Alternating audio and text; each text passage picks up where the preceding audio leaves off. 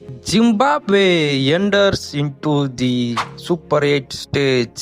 Yes.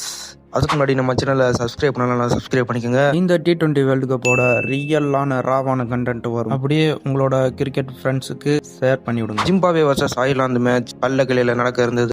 மழையினால was out ஆயிருக்கு, ஒரு பால் கூட வீசாம. ஸோ ஜிம்பாப்வே சூப்பர் 8ல உள்ள வந்துட்டாங்க. இந்தியா கூட ஆட போறாங்க சென்னை சேப்பாக் ஸ்டேடியத்தில். ரொம்ப எக்ஸைட்மெண்டா இருக்கும். ஆனால் பட்ட மைட்டி ஆஸ்திரேலியா குரூப் ஸ்டேஜில் வெளியேறியது.